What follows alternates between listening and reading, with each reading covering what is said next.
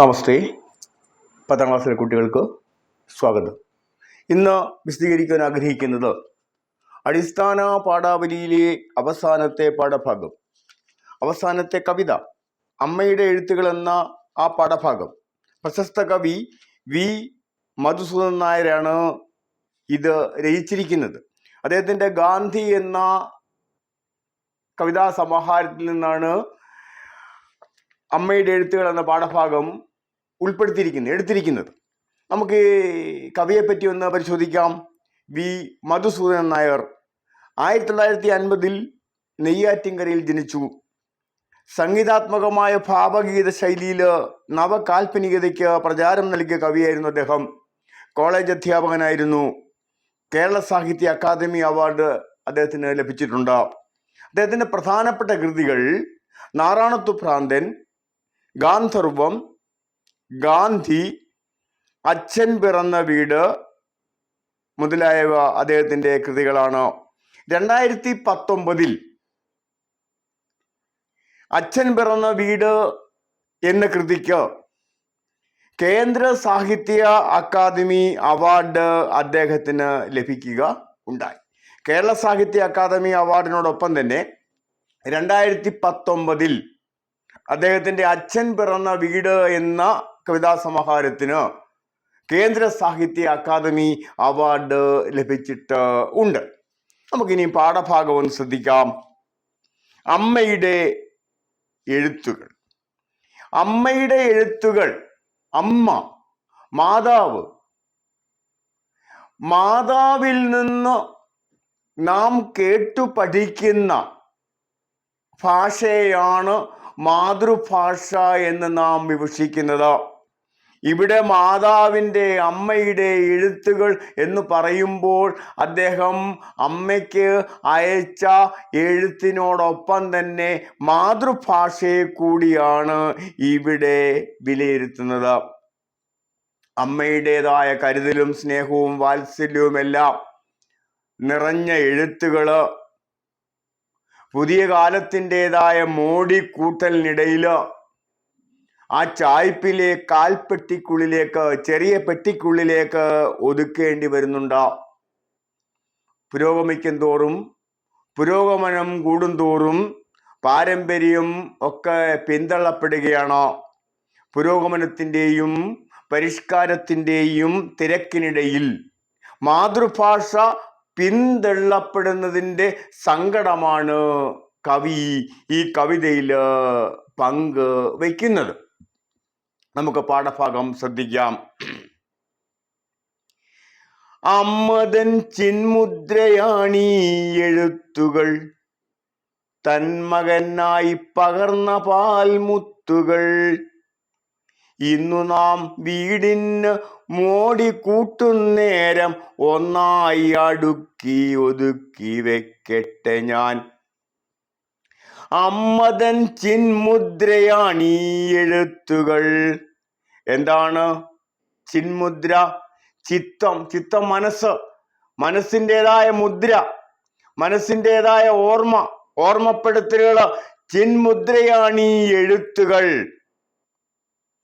തൻ മകനായി പകർന്ന പാൽമുത്തുകൾ. തൻ്റെ മകന് വേണ്ടി പകർന്നു കൊടുത്ത പാൽമുത്തുകളായി പകർന്നു കൊടുത്ത മനസ്സിൻ്റെ, അമ്മ മനസ്സിൻ്റെ ഓർമ്മ മുദ്രയാണ്, അമ്മ മനസ്സിൻ്റെ മുദ്രയാണ് ഈ കത്തുകൾ. ഇന്നു നാം വീടിന് മോടി കൂട്ടുന്നേരം ഒന്നായി അടുക്കി ഒതുക്കി വെക്കട്ടെ ഞാൻ. ഇന്ന് നാം വീടിന് ഭംഗി കൂട്ടുന്നു. മോടിയ സമയത്താണ് ഭംഗി കൂട്ടുന്ന നേരത്ത് ഈ കത്തുകളെല്ലാം, ഇന്ന് വീടിന് മോടി കൂട്ടാൻ ഒരുങ്ങുമ്പോൾ ഈ കത്തുകളെല്ലാം ഞാൻ അവയെല്ലാം അടുക്കി ഒതുക്കി വയ്ക്കുകയാണ്. അടുത്ത പദ്യം ശ്രദ്ധിക്കാം. പട്ടണക്കോപ്പ് നിറയ്ക്കിയ അലിച്ചില്ലു പെട്ടികൾ തിങ്ങി, നിന്നിഷ്ടമാണെൻ്റെയും കാൽപ്പെട്ടിയിൽ വെച്ചു താഴിട്ടു പിന്നിലെ ചായ്പിലൊളിച്ചാൽ അറിയില്ല കുട്ടികൾ. പട്ടണക്കോപ്പ് നിറയ്ക്കിയ അലിച്ചില്ലു പെട്ടികൾ തിങ്ങി, ഈ ചില്ലുപെട്ടികളിലെല്ലാം, കണ്ണാടിപ്പെട്ടികളിലെല്ലാം, കണ്ണാടിയിട്ട ആ പെട്ടികളിലെല്ലാം, അതായത് കണ്ണാടിപ്പെട്ടിയിൽ വെച്ചാൽ പുറത്ത് നിന്ന് നോക്കിയാൽ നമ്മുടെ ഷോക്കേസ് എന്ന് പറയാം, അത് തന്നെ ഉദ്ദേശിക്കുന്നത്. ചില്ലുപെട്ടികളെല്ലാം പരിഷ്കാരത്തിൻ്റെ പട്ടണക്കോപ്പ് നിറക്കിയാൽ ഈ ചില്ലുപെട്ടികൾ തിങ്ങി. ഈ ചില്ലുപെട്ടികളിലെല്ലാം പരിഷ്കാരത്തിന്റെ വസ്തുക്കൾ കൊണ്ട് നിറഞ്ഞു കഴിഞ്ഞിരിക്കുകയാണ്. നിന്നിഷ്ടമാണെൻ്റെയും, എല്ലായ്പ്പോഴും എല്ലാ സമയത്തും നിന്റെ ഇഷ്ടങ്ങൾ തന്നെയാണ് എൻ്റെയും.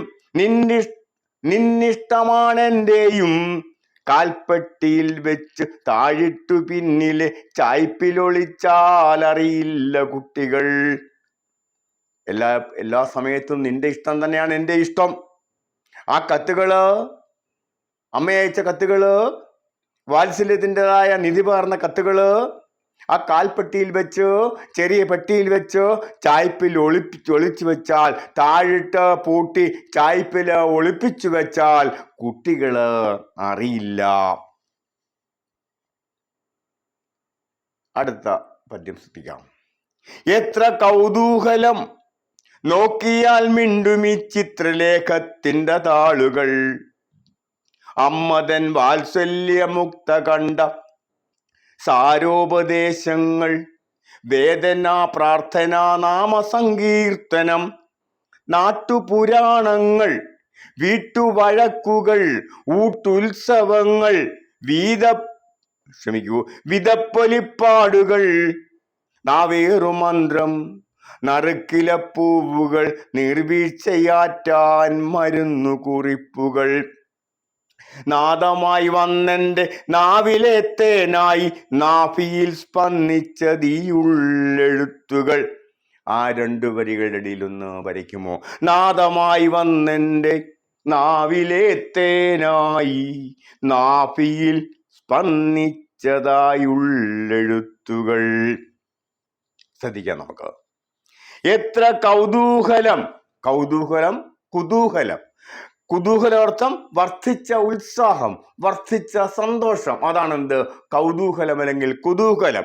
എത്ര കൗതൂഹലം നോക്കിയാൽ മിണ്ടുമീ ചിത്രലേഖത്തിന്റെ താളുകൾ.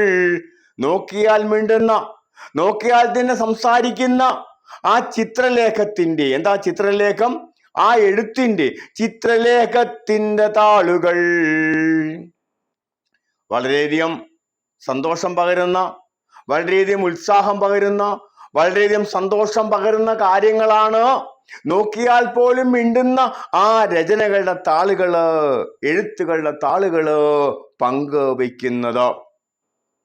അമ്മതൻ വാത്സല്യം, അമ്മയുടെ എഴുത്തുകളില് എന്തെല്ലാം ഉൾക്കൊണ്ടിരിക്കുന്നത് നോക്കാം.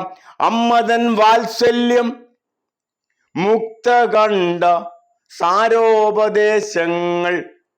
അതായത് മുക്തകണ്ഠ ഇവിടെ ഉദ്ദേശിക്കുന്നത് ഉറക്ക പറയുന്ന ആ വാത്സല്യം. പിന്നെന്താണ്? ആ ഉത്കണ്ഠ. മുക്തകണ്ഠ സാരോപദേശങ്ങൾ, ഉപദേശങ്ങളൊക്കെ, അമ്മയുടേതായ ഉപദേശങ്ങളൊക്കെ പറയുന്നു. വേദന, പ്രാർത്ഥന, നാമസങ്കീർത്തനം, നാട്ടുപുരാണങ്ങൾ, വീട്ടുവഴക്കുകൾ, ഊട്ടുത്സവങ്ങൾ, വിതപ്പൊലിപ്പാടുകൾ, നാവേറുമന്ത്രം, നറുക്കിലപ്പൂവുകൾ, നീർവീഴ്ചയാറ്റാൻ മരുന്നു കുറിപ്പുകൾ. എന്തൊക്കെയാണോ മുക്തകണ്ഠം പറയുന്നത്? എന്തൊക്കെയാണോ അമ്മയുടെ വാത്സല്യപൂരമായ കാര്യങ്ങൾ എന്തെല്ലാമാണ് പറയുന്നത്? സാരോപദേശങ്ങളൊക്കെ ഉണ്ട്. എന്ന് നീ പ്രാർത്ഥിക്കണം, രാവിലെയും വൈകിട്ടും പ്രാർത്ഥിക്കണം, കഴിയുമെങ്കിൽ ദേവാലയങ്ങളിലൊക്കെ പോകണം എന്നുള്ള സാരോപദേശങ്ങൾ. വേദന, പ്രാർത്ഥന, അകലെയായിരിക്കുന്നതിൻ്റെ വേദന ആര് പങ്കുവെക്കുന്നുണ്ട്? അമ്മ, മാതാവ് പങ്കുവെക്കുന്നു. പ്രാർത്ഥന, മകന് വേണ്ടി പ്രാർത്ഥിക്കുന്നുണ്ട്. നാമസങ്കീർത്തനം, കീർത്തനങ്ങളൊക്കെ, നാമസങ്കീർത്തനങ്ങള്, കീർത്തനങ്ങളൊക്കെ ചൊല്ലുന്നുണ്ട്, ദേവസ്തുതികളൊക്കെ ചൊല്ലുന്നുണ്ട്.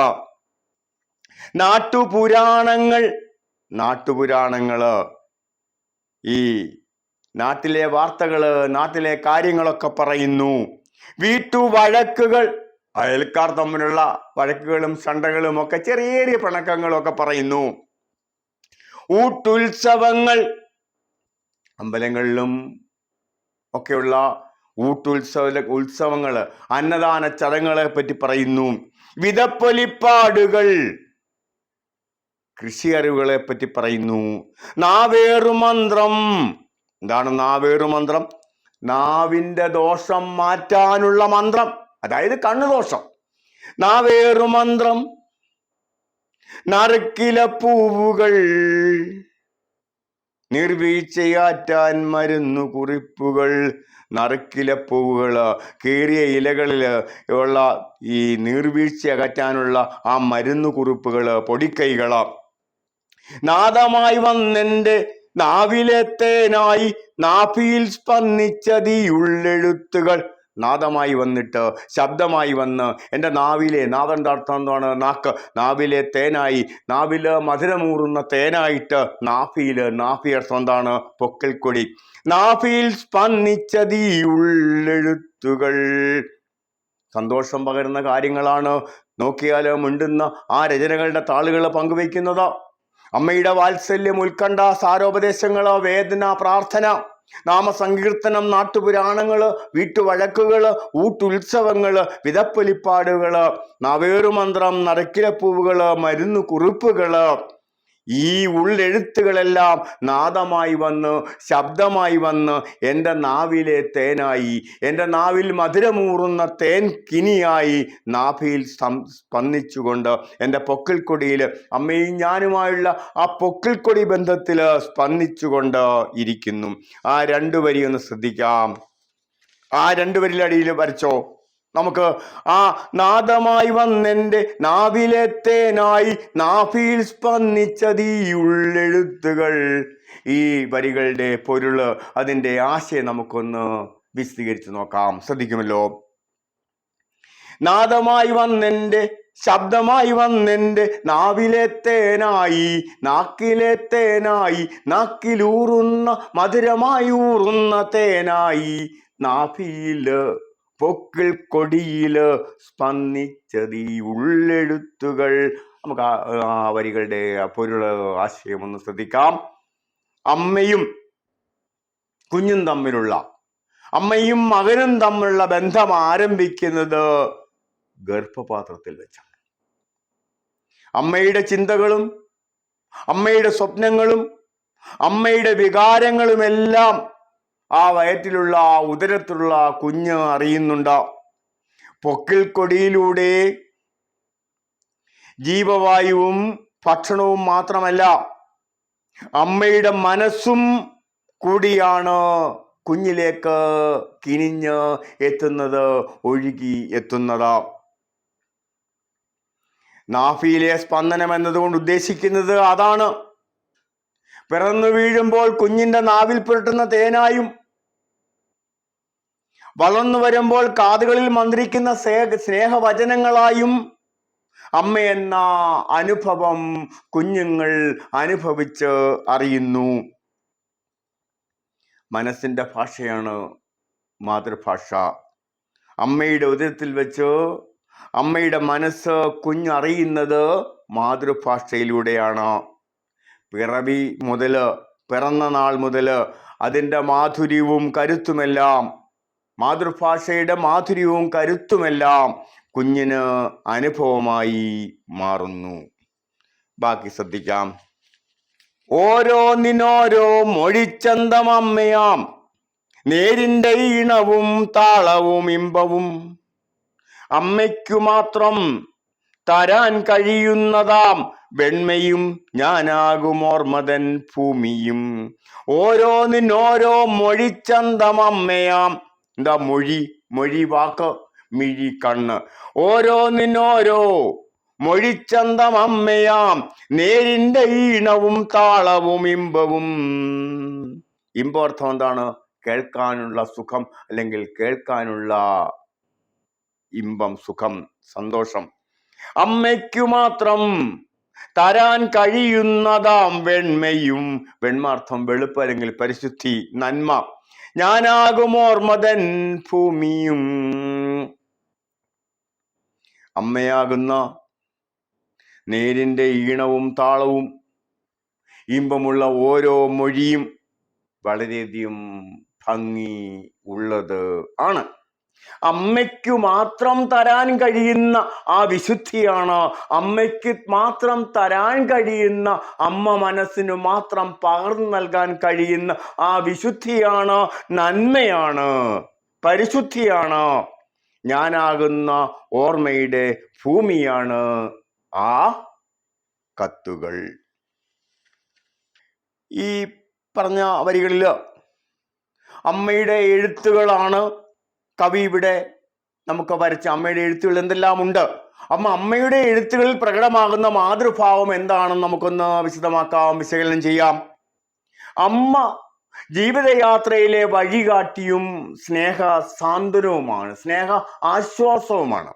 ആശ്വാസ വചനങ്ങൾ പറയുന്ന വഴികാട്ടിയാണ്, ജീവിതയാത്രയിലെ വഴികാട്ടിയാണ് അമ്മ.